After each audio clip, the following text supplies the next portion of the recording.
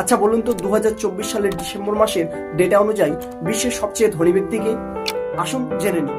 বিশ্বের সব থেকে ধনী ব্যক্তিদের তালিকায় 1 নম্বরে রয়েছে ইলন মাস্ক, যার সম্পত্তির পরিমাণ 334 বিলিয়ন মার্কিন ডলার। টেসলা, মহাকাশ গবেষণা এবং ওপেন এআই এর মতো বিভিন্ন সংস্থার মালিক তিনি। বিশ্বের দ্বিতীয় ধনী ব্যক্তি হলো ল্যারি এলিসন, যার সম্পত্তির পরিমাণ 224.1 বিলিয়ন ডলার। 3 নম্বরে রয়েছেন জেফ বেজোস, যার সম্পত্তির পরিমাণ 224.4 মার্কিন বিলিয়ন ডলার। 4 নম্বরে রয়েছে মার্ক জুকারবার্গ, যার সম্পত্তির পরিমাণ 196.9 মার্কিন বিলিয়ন ডলার।